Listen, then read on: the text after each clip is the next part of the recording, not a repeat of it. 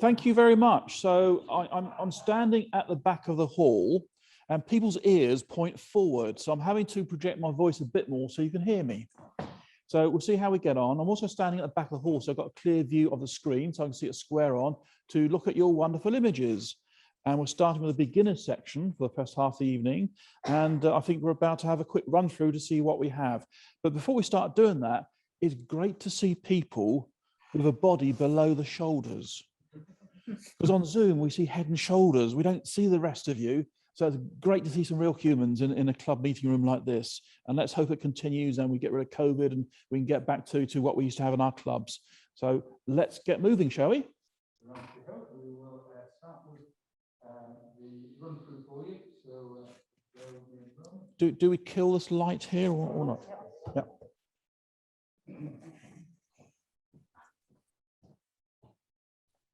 As long as you see your way back.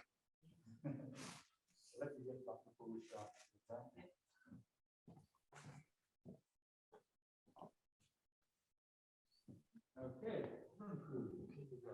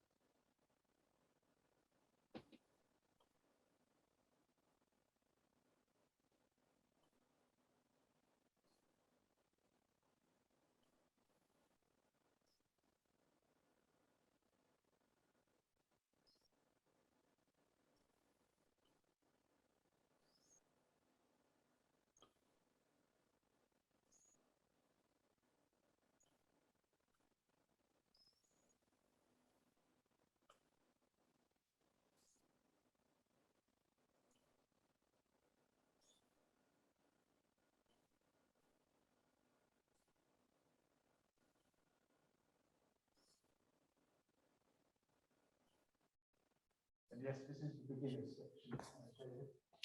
Before we start, is it possible to kill the toolbar at the top, or is it going to be difficult to do? Just unfortunately, I've never found out how to. Right. Okay. Just that overlaps some of the images. I'm just losing a bit off the top. Okay. Feel free to pop over here. Right. Okay. Well, I'm standing behind you, so I can look at both. Okay, that's fine. Okay. We'll start with our first image. Beautiful sunset. I think sunsets are very attractive to photographers. We like the warm colours. We like the way the light hits the clouds and the very warm nature of the lighting and gives us a wonderful glow to a photograph. And this is what the photographer has captured here. This wonderful sort of lighting as the sun near the horizon, giving us very sort of warm coloration to the whole scene. And that works well from that point of view. I like the way the sun's lit up the clouds. That works well. Foreground, we've chosen to have some grasses and reeds and bits and pieces in the foreground. Does that act as a bit of a barrier? I think it adds interest. The thing I like about it connects the base of the picture, which is like the rolling hills and the fields, with the top of the picture. So it reaches into the sky and makes a connection, which is good. I look at the picture and wonder, is that horizon actually level? I get the impression it is sloping downwards to the left a little bit. That could be my eyes need adjusting. I really don't know, but that's the way I read the picture. And when I judge any picture, I try to read the picture and understand what the photographer's intent was at the time. I also think you try to use the central arch of two stems together as a bit of a frame for the sun in the center. And you must have a talk on framing techniques, because quite a few images here, I see you use other elements in the picture to act as a bit of a frame for certain objects in the shot. So I can see that here. So I think it's a good attempt at doing that. I like the idea we've got some light in the foreground. We see some detail down there and some backlighting from the warm sun on the grasses in the foreground. So that works quite well. I'm marking out a 20. I'm going to give that on a 14, please.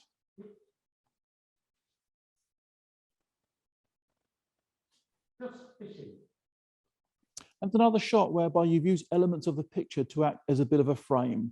So it's called Just Fishing. It looks like maybe initially it looked like some groins, but we seem to have like a fence and a bit of a gate there. Maybe it's just a metal bracket holding some of the groins together. But we can see that the foreground, there's a lot of sort of texture wood that's seen lots of seawater splashing over it and causing decay and rot over the years when it's still standing. And then beyond that, we can see a kind of a shoreline, and we see this gentleman maybe seated on a seat of some kind with a rod stretching out into the sea, and he's some way back from that, waiting for the fish to start tugging out the line. So that's where the story is in that particular shot. So I like the idea of using the upright sections of the groins to act as a frame. That's good. I feel that the picture's quite dominated by the foreground groins, and maybe we could just tighten up a little bit by a bit of a crop. Do we need all that sky, for example? Do we need that much on the left-hand side? We could lost a fraction off the left, a fraction off the top, just to tighten up the image a little bit and concentrate on the distant fisherman. That will give it some strength. So I think the lighting is fairly bright. You've handled it fairly well in terms of detail in the light parts of the wet sand and the sort of dark areas of the wood in the foreground. 15, please. The shy swan. Yes, a very sort of demure look, looking away from you, head somewhat bowed, and I'm not sure whether Swan thought maybe you're a bit of a threat, and so was like carrying down. I don't know, but we can see that the shape of the head, we can see the beak quite well defined, and we can see the two eyes. I think the angle looks a little bit awkward because we normally want to see a profile shot of a swan to see the shape of the head, and all we have there is the head and maybe a part of the neck and body, and maybe the wings behind that, which we can't really make out too much detail of, is dominated by the head like that. I like the slight diagonal across the frame. That's better than being a straight vertical, but I feel maybe a different angle would bring out a bit more information, and maybe information about the swan, not so much about the sort of the head of the swan, but information about the shape of the head of a swan, perhaps. It's a bit like photographing a person and photographing top down. We really want to see the face. So to me, I think the angle is not as best as it could be for a shot like that. 13, please. Sisters. Yeah, I like the idea of the play with the three girls who we assume to be sisters and the shop sign above them. And that's why you took that particular shot, and you titled it Sisters for obvious reasons. It's telling a bit of a story there. I guess they're sitting on this bench. There's a bit of a stream in front of them. There's a couple of ducks down below, and maybe they're having a bite to eat and throwing them some crumbs, which is why the ducks are there. It's a bit of a busy scene. We've got the three girls there. We've got people in the background. There's a gentleman on the right-hand side walking into the scene. There's a lady on the left-hand side of what looks like a boots carrier bag and maybe a child in tow as well, which coincides with the head of the girl on the left-hand side. And beyond that, the shop itself, we have this rather stripy top that's on display and on a display around outside the shop. So it's a very busy scene. And I'd like us to try and have isolated the girls in some way, or maybe waited until there's people out of the scene. So it's just the three girls and the sign, rather than have a sort of busy scene with people walking past, which acts as a bit of a distraction. Also on the left-hand side, where the lady walk past, is like a sandwich board, a sign, and that's quite light, catches the eye as well. So a busy scene. And when you take shots like this, think about the background. Think about waiting for the right moment for people to be either in the picture or out of the picture to make it into a stronger picture. I think here, if you chose a few seconds later, when those other people had cleared the way, it may have made for a cleaner shot. 14, please. What goes up must come down. Yeah, and the idea here is that obviously the moisture goes up into the sky, it comes down as snow, then it trickles down as melt water into the streams down below. So it's a cycle of water in the atmosphere and on the earth. I like the idea of having the stream in the foreground. I know the stream's flowing towards us, but acts as a bit of a lead-in. So we've got the light area of the stream take us into the center of the picture, then up towards the center of the picture. Then we transition from the immediate foreground to the distant hills beyond. I quite like the lighting in that particular shot. It's not harsh. I get the feeling, looking at the top of the image, there's some rather stormy skies up there as well. So I'm guessing that it could be more precipitation on the way, perhaps. So an interesting picture. I like the presentation, although I do feel that we have a strong foreground and a strong distance scene, and the picture's almost a picture in two halves, the distance scene and the foreground, and there's not one thing stitching them together. On the right-hand side, there's a bit of a bush or maybe a bit of a tree that reaches out into that background, forms a bit of connection, but I'd like to see something a little bit stronger there, a stronger lone tree type connecting that foreground to the background like that. But nonetheless, a very competent shot of its type. We'll hold it on back, please. Halloween. Bit of a spooky shot. We have these skull-like thing, ghouls perhaps. If you see my website, I've got a very similar picture like this where people leapt out of a doorway on a parade when I was in London once. The thing I like about this particular shot is that we have that foreground skull and we have a background in the top right corner, a similar type of thing, filling in what could be an empty gap there. So it works well from that point of view. I think the eye sockets are somewhat dark and empty. We don't have much detail in there. I'm just guessing that somebody was wearing a mask and there's some real eyes behind there somewhere. And the whole picture, I think, needs a little bit more contrast, a little bit more life to it to make it come alive a little bit. Now, it's very difficult to say come alive when you've got a picture like that, you know, but you know what I mean. It's a little bit dark, a little bit somber, a little bit low key perhaps. And I want a little bit more energy in the shot to make it a bit more vibrant and really gives us a bit of a shock. Especially in the very deep eye sockets of the face that's in front. But I like what you tried to do here. I like the monochrome representation. A little bit more work in post-processing, a bit more detail, a bit more life would have enhanced that picture. Nonetheless, I want to give it on 16. Mathematical Bridge, Cambridge. A great picture of Cambridge, I guess, and very much a wintry scene. I don't think it's taken in the recent months. It looks like maybe last winter, perhaps, showing Queen's College and the bridge outside. And it's a very popular tourist destination. The people stand in Silver Street, look over and see the bridge and watch the punts go down below. So it's a very cold day. No punts actually on the river with people in them. There's a couple more at the side, of course. So Mathematical Bridge, there's a great story about it. That one is built without bolts. And it was dismantled and put back together again. They couldn't work out how to put it back together, so they had to put bolts in it. But that's a bit of an apocryphal story. I don't think anybody can substantiate that tale, actually. What's interesting about the shot is that it's essentially two colors. We have the stone colors on the right-hand side and the bridge, a sort of a sepia browning type of color, and the trees on the left-hand side having this green coloration and the reflection in the water down below. But it's a very simple picture.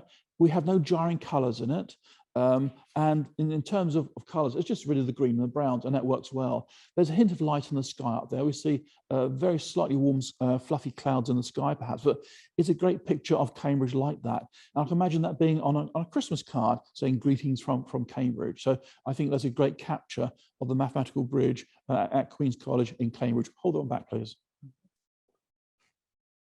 In the frame. Another shot whereby we've used objects in the foreground to act as a frame for the distant object. And that's a great technique to use.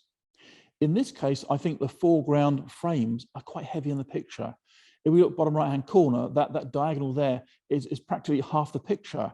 And it's soft because our focus is on the distance. So it's very dominant in that particular scene.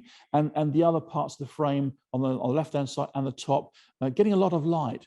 And so you have to struggle to get your eyes into the distant scene to see this lady walking through that scene.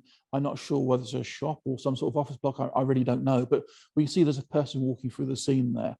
I'd like us to have maybe gone in a bit closer and have less of the frame and more of a person. So maybe you need a longer lens to get a bit more frame filling of the interesting part of the shot. So it's a great idea. I think monochrome, again, can work well. Sometimes color gets in the way, but this shot's all about the shapes and textures and so on. And that's where monochrome has been used to good effect. At the top of the picture, quite light. There seems to be sunlight coming in there. Again, it pulls your eye up a little bit away from the central part of the shot that the author wants the viewer to look at. So another shot whereby maybe an improved technique can make it into a more interesting shot, perhaps. 14, please. 14. Past its best. Certainly is past its best, and I wonder what it is. I get the impression we have some rotting timber. Maybe that's some sort of a metal post or some sort of securing stake there that's been rotted away, rusted. Maybe it's somewhere on the coast, maybe, where salt water's got at it and made it like that. Now, when I see pictures like this, I also see other things which reminds me, look at ink blots. For example, to the bottom right of that metallic shape there, can you see an eye socket and a nose perhaps? Can you see a face in what could be the sand down there? I can, so maybe it's my imagination, I don't know. I think what the photographer saw in this is the fact we have texture, we have decay, and some interesting colors, the browns, the oranges, and so on in that particular shot. It works well from that point of view. I find that the out of focus area in the foreground, bottom left, I find a little bit distracting because I'm enjoying the texture, but only part of the texture is sharp. We got in quite close, maybe a shallow depth of field, and we got the central area sharp, but bottom left-hand corner, still quite bright, still lots of texture there. We want to look at and enjoy that as well, but that bit's actually quite soft. And we can see maybe the sand or shingle to the right, that's defocused, doesn't intrude too much, apart from that idea of a face being in the gravel or sand down below. So a different sort of picture. And as photographers, we're always looking for detail. Whenever we go anywhere, we see the general scene, we think, great, I'll take a picture of that. But as photographers, looking to see finer detail to bring out certain elements that people would normally walk past. And you've certainly done that in this particular shot. 16. Overground. I like the construction of the picture in terms of the zigzag groins take us out into the sea and does a bit of an angle, maybe 45 degrees, and goes out to that final post with maybe a sort of a beacon on the end of it. That's good. I like that from that point of view. We've also included a bit of sky at the top. Does the sky add to the picture? Maybe a little bit, but we could easily lost the sky. It's all about the shape in the foreground. And having said that, I'd love to have pointed the camera down a little bit more to have a bit more of the foreground interest, because I can see we got the post, the groins in the foreground. Is there more information down below? I think maybe we pointed the camera up just a bit too much, and I want a bit more detail down below, even if I lose the horizon there, because all about the shape that the groins make is not so much about the sea and the blue sky in that particular shot. So another observational picture, you see in the shapes there, and maybe a different time of day where maybe the light's a little bit lower, maybe there's more contrast and texture in the groins, maybe get a bit closer to them to produce an even stronger shot. But you're starting to see things. That's what photography is all about. So develop technique, explore the scene, different angles, different time of day, different lighting, and see what you can get from a shot like that. Let's have another 16 film, please. Sydney. Friendly little creature, grey squirrel, so tame that they're taking peanuts from your hand. But be careful because they have rather sharp teeth and they give you a very nasty nip. They are a rodent, of course. So a friendly creature, and I think it's what appealed to you as a photographer was man and nature in harmony. The squirrel's being fed with a peanut that the squirrel appears to be enjoying. Great colours in the picture. It's certainly telling a story.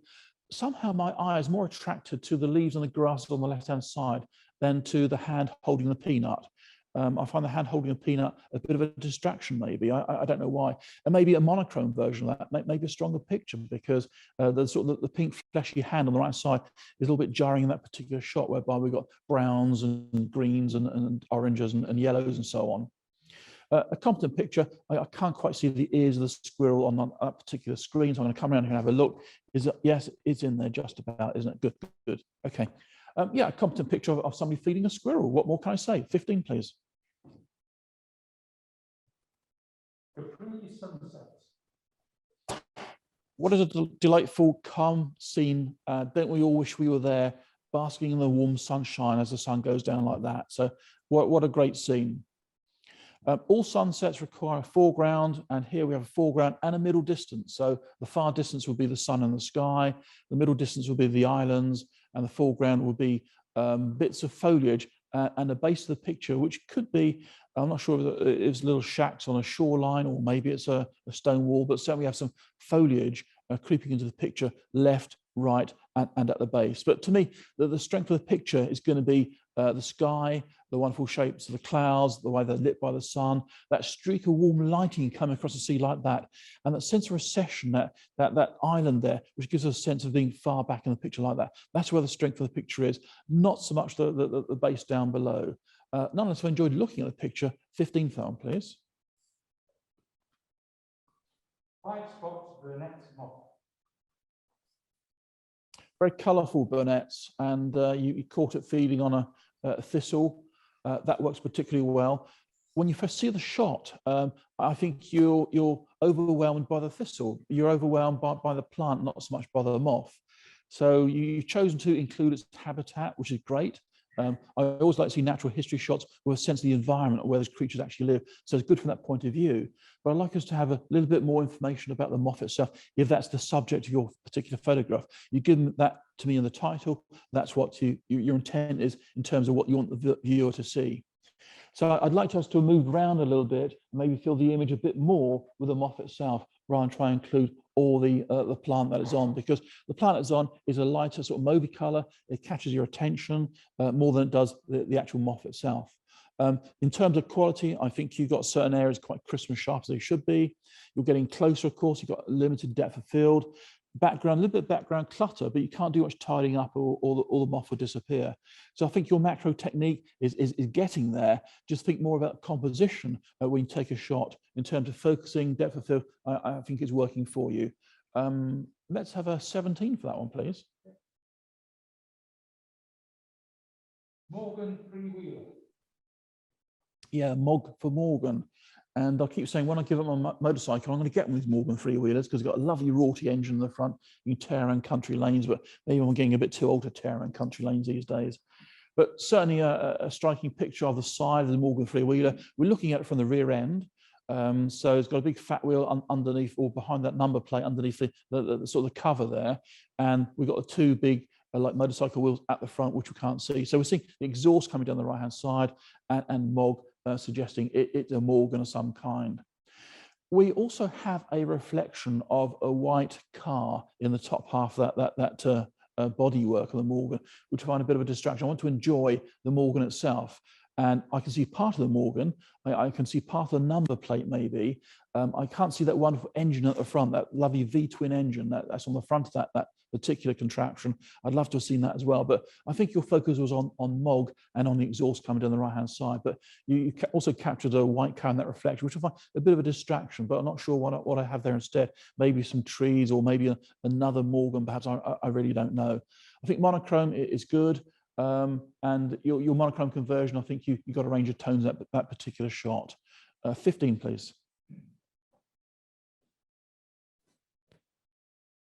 Ryan Energy Stadium. Can you say the title again, please? Yes, Ryan Energy Stadium. Oh, right. Okay, fine. Okay. We have an architectural shot whereby we have, obviously you can see for yourself, we have some pillars, we have some strong timbers across the top, creating a structure. We have some wonderful sunlighting coming through there, creating shadows and shafts of light on the ground down below. And maybe on the left-hand side, we appear to have like some dustbins going down there as well. I imagine it's a row of shops on the left-hand side. There could be a pharmacy there. There's like a white cross on a green background there, all sorts of things there. And I like the right-hand side where the stairs going up and down, a little bit of a zigzag of stairs. That's good. But the thing about the shot that I find is that it's a wonderful frame, but there's nothing in the frame because the pillars and the roof timbers take us down that scene. When we get to the far end there, we see maybe a park, perhaps, maybe as distant figures there. There's a bit of greenery. There's nothing to really focus on. And I really wanted maybe one or two people, maybe hand in hand or whatever, in that scene, because it'd be a wonderful frame for something else. So that's why I feel it's a little bit empty, that shot. I want somebody else in that particular scene to be the focal point of the picture, where the rest of it frames that particular person or persons in the shot there. But nonetheless, you've certainly captured the wonderful colors, the wonderful lighting effect coming through that bit of that building. 15, please. Who needs colour when you have cake?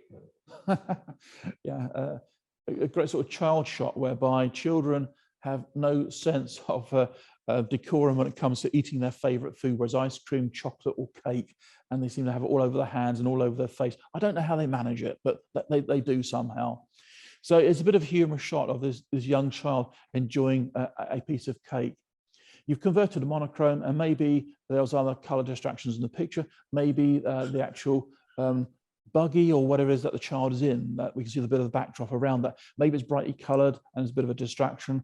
Maybe sort of the cake on the fingers are a bit of a distraction. So turning to monochrome, let's really focus in on the eyes that stare back at us from that particular shot. And I do like the way you've engaged with the child there. Those eyes are really staring back, maybe with a slightly guilty look, or maybe saying, where's my next piece of cake, please? Not sure what the story is there, but a great shot of a child enjoying itself with a piece of cake. 16, please. The takes. Another shot whereby we use architectural elements to form a frame, and the subject within the frame is this solitary figure walking away from us inside the Tate Museum. And the Tate is a wonderful place for photographs like this. There's some great structures, there's some stairs, there's pillars, there's all sorts of things. And waiting for people in the right place at the right time is a great way of spending a couple of hours with your camera. So I like the fact that we use the parts of the structure to frame that person. That's good. The person walking away from us, there's a little connection between us and the person. They're walking out of the scene, as it were. We can see a reflection of the floor down there. There's other little elements of the frame, a little nitpick. On the left-hand side, there's a slither of light area, which I find a little bit distracting. Top left-hand corner, again, light up there, could have darkened it down a little bit. And maybe we could just lost a bit of the base there. There's a light area on the base there. Do we actually need that as well? So I think that picture could be improved by a little bit of judicious cropping and a little bit of darkening down the top left-hand corner and focusing a bit more on the person in the center of the picture to give it a little bit of strength, perhaps. Or maybe you could spend an hour there and photograph different people in that particular position within the Tate itself. So it's a good attempt, but it's a little bit of extra work to just tidy up the picture afterwards will make it into a stronger picture. 14, please. Wood tones. Here we've gone in close. We've got the wonderful fungi. It's really catching the light in this particular shot. I get the sense that there's a strong sunlight coming through there, lighting up some mosses, lighting up the canopies of the fungi there, and so on. But I look at the picture and feel that there's a lot going on there. What do you want me as a viewer to look at? And to me, the picture would have been the fungi itself. That's where the picture is. If you get close to them, they've got rather sort of shiny, glossy tops and the right level of lighting there, you can really make them come alive and stand. Particularly if they're backlit like this, maybe a shot from the other side of just the fungi itself may have been a strong picture. As it is, we've got a very busy shot. There's lots of things to look at. We've got obviously the green mosses, there's bits of brown bark there, there's a bright green leaf top left-hand corner. There's a lot going on. And I think you've got to be clear in your intent as to what you want the viewer to look at. And to me, that's a bit of a general scene. Okay, you've gone in close, but there's lots going on there. Isolate some detail and make that the subject of your picture, and you'll end up with a much stronger picture. In terms of exposure, okay, slight risk of burning out on the actual fungi itself, but I think you held it in fairly well. 15 for that one, please. Balconies. I like what we've done in this particular shot. I like the patterns we have. And again, monochrome is great for patterns and textures, and you use monochrome to good effect in this particular shot. Just gonna have a quick look at it on the screen to see what the top is like. Okay, fine, we've got a top in there, got a sky there, that's good. Yeah, I like what you've done here. That works well for me. I wonder whether a landscape format may work better. I don't know. I have to be there to see what you got there, but certainly there's some great shapes of the picture. I think your monochrome conversion is good. The sky looks quite blue with some white fluffy clouds up there. That's come across very well as well. So that works for me. We'll hold it back, please. Lake Geneva. Stop. No swimming. Right, okay. A shot with a bit of humor in it. Lake Geneva. It looks a bit big for Lake Geneva. Okay. So, okay, guys coming to land, parascending, and there's a boy down there. It's telling a bit of a story. I like the way we framed it in terms of we can see the guy on the harness, we can see the canopy top right-hand corner, and we see the boy down below. I sometimes feel maybe we want a slightly wider shot. I think you've cropped it down a little bit. Is more of a 4:3 format, and I think maybe a slightly wider shot, a bit more space on the left-hand side, so we see how much area that guy is going to move into. I like the way you've rendered the clouds, there's detail in the clouds beyond there. But yeah, it's a record shot of this particular event on that particular occasion, but I'm trying to find the connection with Lake Geneva there, because I don't remember as I saw Lake Geneva many years ago, but you're the expert, you were there, you took the shot, I'm only the judge. 15, please. Shaky Hatfield Forest. I like the honesty in the title, shaky. I think what we really call it is intentional camera movement, or ICM. But yeah, I like the feel is generated in this particular shot. Often we have this sort of shaky feel when we photograph things like bluebells, but here we have these brightly lit trees and this bit of a forest. And to me, it creates a different sort of picture. There's almost a feel of texture being introduced, a very artistic feel created in that particular scene. So I think your technique works. I don't know whether it's just one lucky shot or we took several shots like this, but it's certainly a technique to experiment with, intentional camera movement. Don't only think of moving the camera up and down or left and right, also a circular motion with your camera is something to experiment with. So if you're trying to photograph somebody, focus on the face and a slow exposure and actually rotate the camera, and the face is fairly sharp and everything around them swirling around in a kind of circular fashion. So experiment with different forms of camera movement to get different types of shot. But I like what you've done here. Hold that one back as well, please. A wash walk.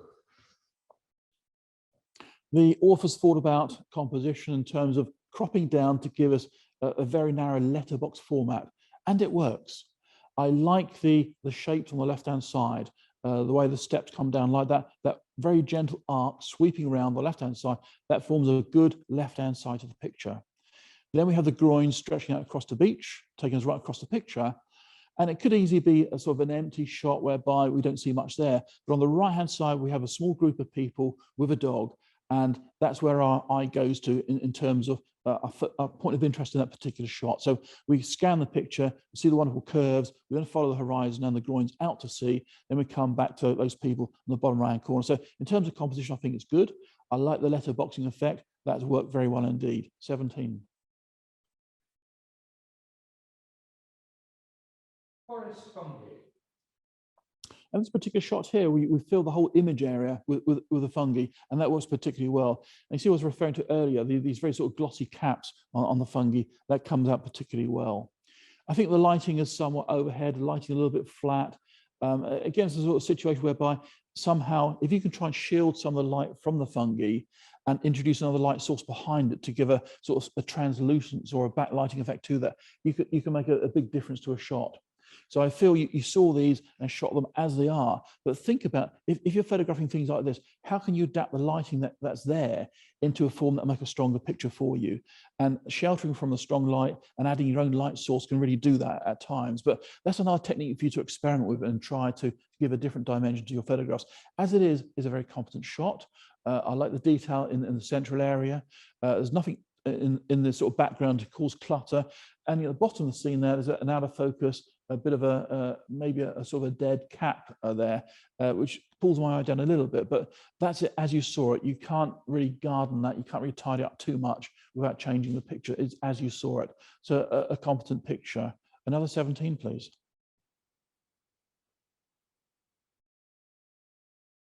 Grasshopper for lunch. Poor grasshopper. A very competent bird shot. We want natural history shots to show some form of activity. This is a bird on this, I'm not sure what the sort of twig it is. I can't tell you exactly what it is, but it's on a branch of some kind and it has food in its beak. So, you know, it's landed there and maybe it's about to fly off and take it to its nest and feed its young with that grasshopper in its beak like that. I'm guessing use a long lens, a shallow aperture to throw the background way out of focus. Sometimes I prefer the background to be a little more interesting in terms of showing us the environment, but not too sharp to compete with the foreground interest. But having said that, you filled the frame with that particular bird, a very competent shot. We'll hold it on back as well, please. What kind of trickery is this? Can I see what she's looking at, not on your screen there? Okay, thank you. So the question is, what kind of trickery is this? Now, it's a question, and we're looking for an answer. So I'm, as a viewer, is looking for an answer in the scene. So there's graffiti on the wall. She's looking up. I can't quite work out what she's looking at to cause that particular question. But it's very much in the style of street photography. We have graffiti. We have somebody out with a shopping basket on wheels, walking down the scene, and something's caught her eye, and we caught that moment like that. I just wish there was some sort of stronger connection between what she's looking at and her. And I don't really see that in that particular shot. But in terms of composition, it's good. I like the person being on the left-hand side, the wall dominating the rest of the picture and looking up at something, but I wish I knew what the story was to make it into a stronger picture for me. Having said that, you've got the makings of good street photography here. Keep going at your camera, take photographs like this, because they can really work if you get the right circumstances to come together. 16, please. Puffins. Very popular subject matter, and it's great to see two puffins rather than a single puffin with a beak full of sand eels. So in terms of exposure, I think spot on. And it's not that easy to get puffins, actually, because I've been to various locations to get puffins, and they come out the burrows, because they have burrows rather than nests. They come out the burrows so quick and they're off. So you're lucky somewhere on the coast whereby you've got these two fellows standing fairly still for you to get the photograph like that. They look as if they had an argument. They're back to back. They're not facing each other. They've fallen out maybe. So I don't know what the story is like that in nature, but certainly a very competent shot in terms of exposure, coloration. That works well. That's 17, please. That includes the. Do you want to hold back about 5 or 6? How about 5? Yep. Okay, let's have a quick look.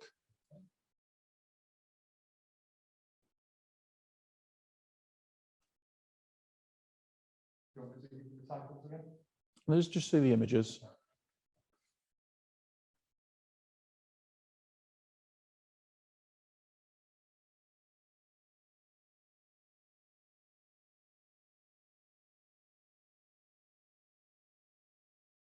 Okay.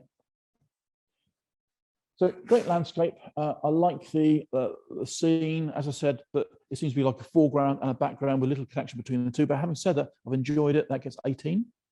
That's James Banks.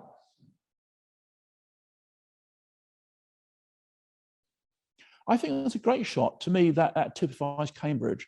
And as I said, I could see that on a Christmas card, maybe. It's got a very wintry feel about it, a very bleak feel. People aren't about, they're indoors because it's a bitterly cold day, perhaps. And the cam is very calm indeed. That gets 20.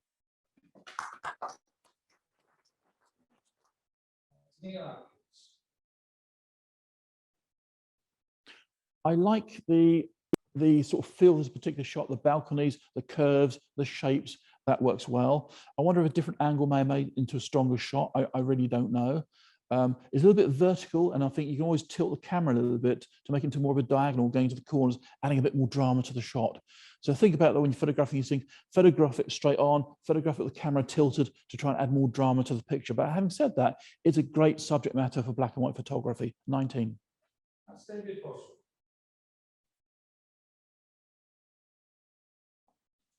A very creative picture. Often pictures like this, you love it or you hate it. I think it's quite artistic. I think you've done something a little bit different. As I said, we often see pictures of bluebell woods like this, but never the sort of bare trees and bright sunlight on the ground like that. So it's a little bit different. And I do like different pictures as a judge. 19. That's Janelle Camford.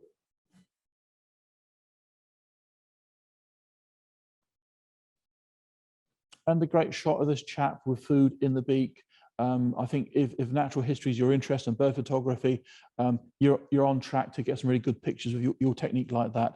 Just some viewers like myself would like to see just a little bit more interest in the background to show the environment that the bird is in. 18, please. That's David Russell.